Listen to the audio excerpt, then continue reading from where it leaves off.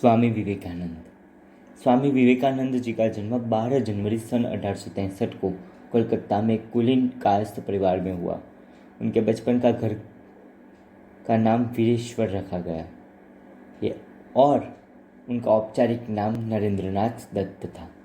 पिता विश्वनाथ दत्त कलकत्ता हाईकोर्ट के प्रसिद्ध वकील थे और उनके दादाजी दुर्गाचरण दत्त संस्कृत और फारसी के विद्वान थे।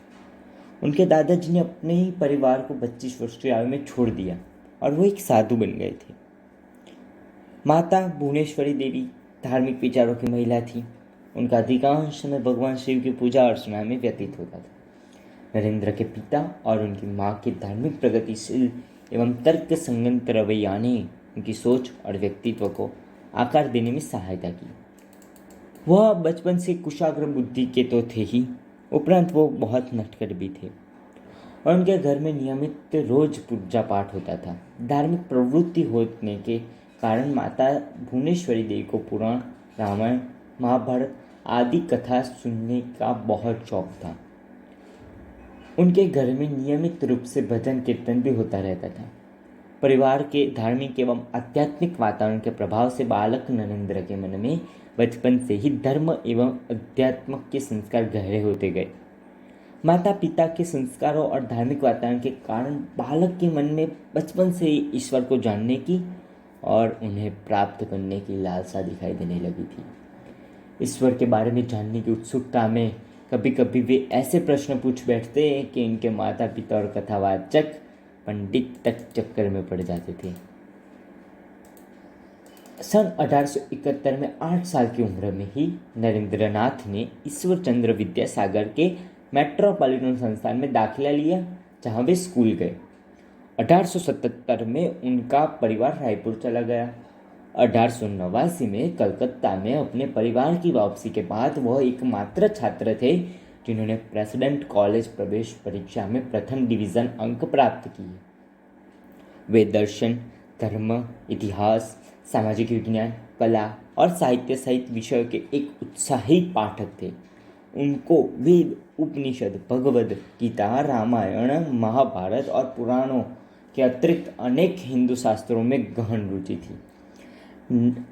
नरेंद्र को भारतीय शास्त्रीय संगीत में प्रशिक्षित किया गया था और ये नियमित रूप से शारीरिक व्यायाम एवं खेलों में भाग लिया करते थे।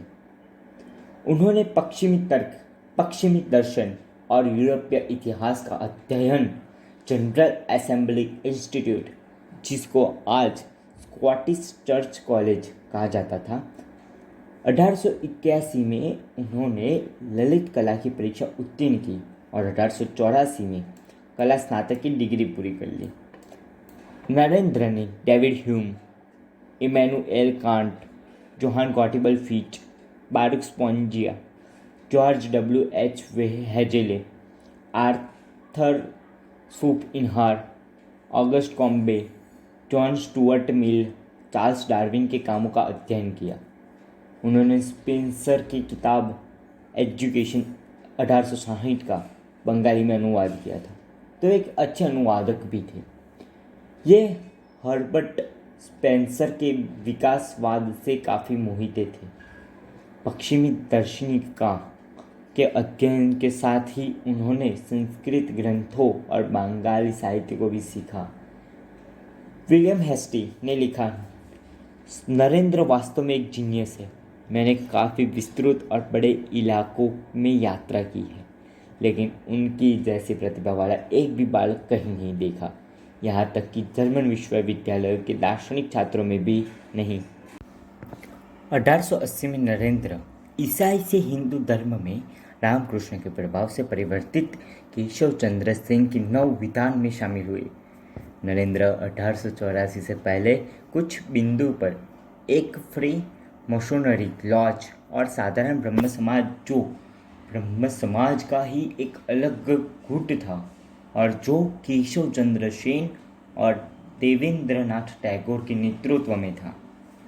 1881 से 1884 के दौरान ये सेंस बैंड ऑफ होप में भी सक्रिय रहे, जो धूम्रपान और शराब पीने से युवाओं को हतोत्साहित करता था। यह नरेंद्र के परिवेश के कारण पश्चिमी आध्यात्मिकता के साथ परिचित हो गया था। उनके प्रारंभिक विश्वासों को ब्रह्म समाधि, जो एक निराकार ईश्वर में विश्वास और मूर्ति पूजा का प्रतिवाद करता था, ने प्रभावित किया और सुव्यवस्थित, युक्तिसंगत अद्वैत